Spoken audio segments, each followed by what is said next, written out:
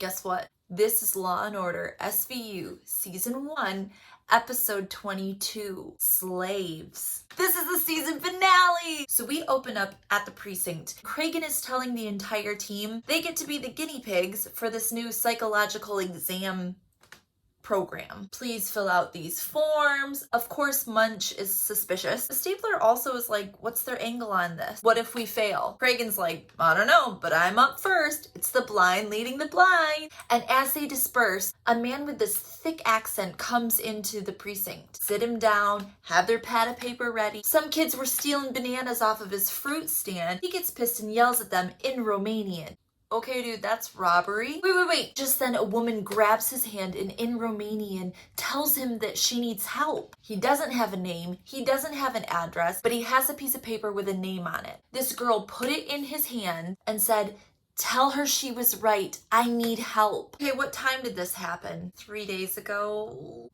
What the fuck, guy? Let's follow the only lead that we have, name on the paper. They go to the apartment of Constanta Condrescu, and they're armed with the sketch. She's like, no, I don't recognize her at all.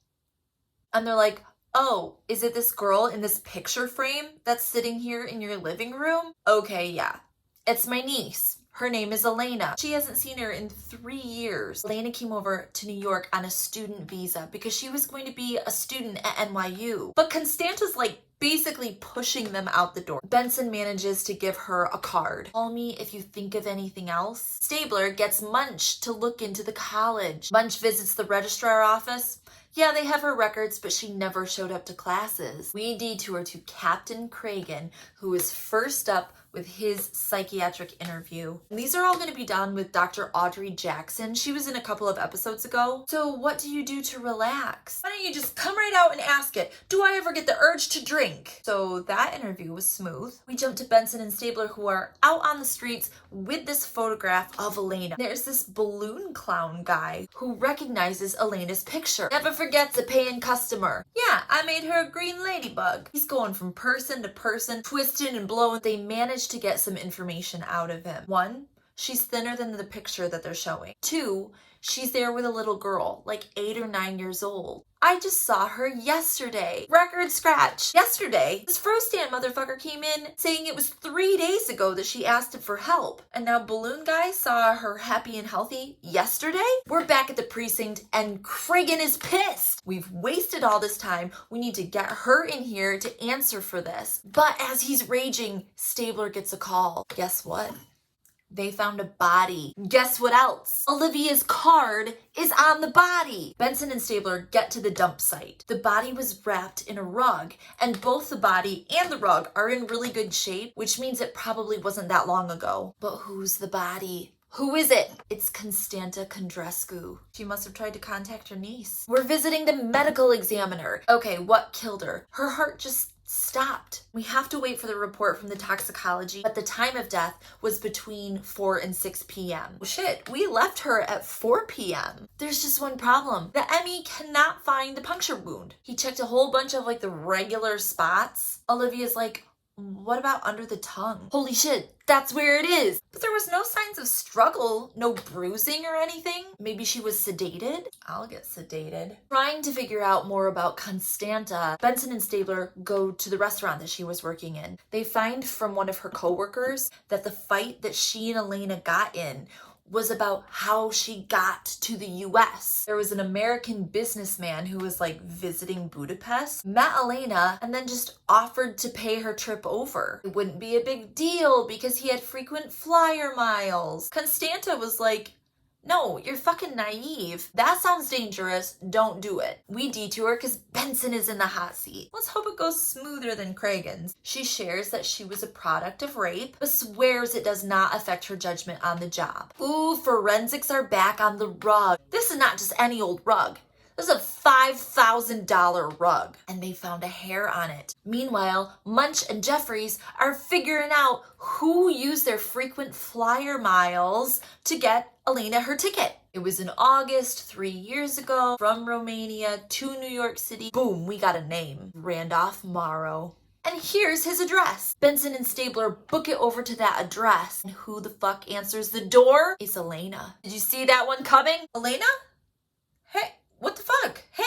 says that the Morrows are both at work and she's nannying their daughter. No, they've been really good to her. Dude, your aunt just got fucking murdered, okay? It was when she came to see you. So what's up? She shows zero emotion, but asks them to leave because Mr. Morrow is not happy when dinner is late. So if you could just move along. So they get back to the precinct and they're telling everybody about this weird interaction. Dr. Jackson is sitting there listening. She says, that sounds like Stockholm syndrome. It doesn't take much. Threats, then kindness. In 72 hours, a person's psyche can be completely broken down. Shit, and Elena's been there for 3 years. It's Munch's turn with Dr. Jackson, and he makes joke after joke after joke to deflect her uncomfortable questions about a fear of intimacy and commitment. Benson and Stabler are back in the Morrow's neighborhood, and they're asking some neighbors about Elena. Yeah, she's been here for about a year.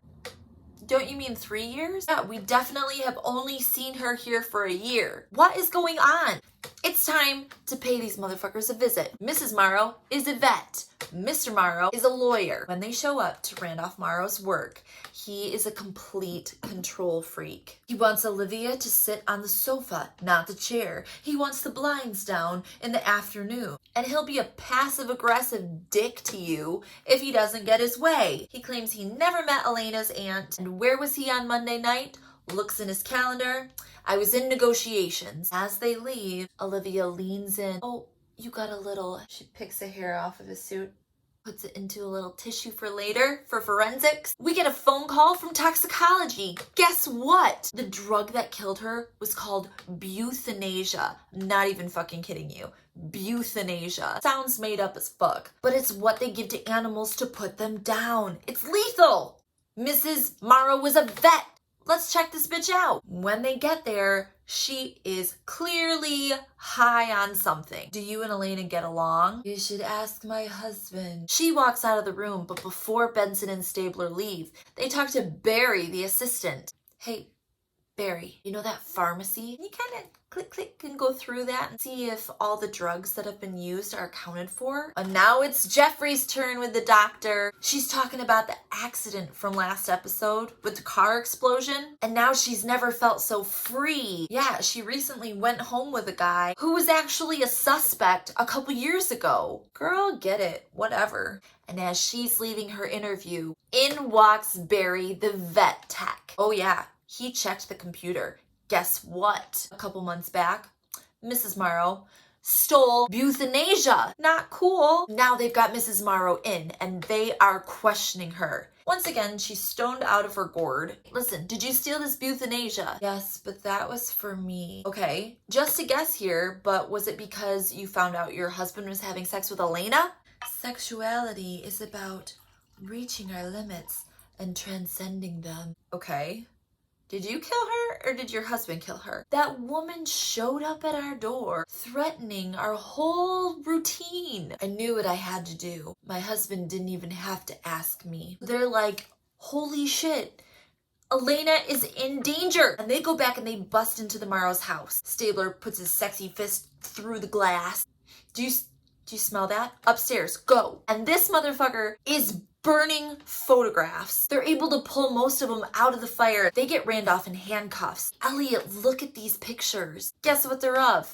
Yeah, Elena being tortured. Woo, we're gonna need a warrant for those. Where is she? Without blinking, this asshole's like, she's gone. And she's never coming back. That hurts my eyes. Benson and Stabler are running around trying to find her. Elena! They open the closet doors and there's plywood and it is padlocked. Bust the lock off of there, open it up. It's a torture closet. There's even like a face cage. So we jump to Morrow. Benson and Stabler are in there trying to crack this nut. This motherfucker says to Benson, honey, I'd like a mineral water, no ice. Cool as a cucumber, she says, and I'd like your balls in a blender, but ain't life a bitch. He starts talking about needing his lawyer, so Benson gives Stabler the eye and pieces out. Stabler turns on his man-to-man switch. Sorry about her, I've been trying to break her in for a long ass time. Oh, well, Morrow recommends the rack, which is excruciatingly painful. He also claims that his relationship with Elena is consensual. Then his lawyer shows up, but there's more bad news. The hair that Benson picked off of this guy's clothes, it doesn't match the hair on the rug.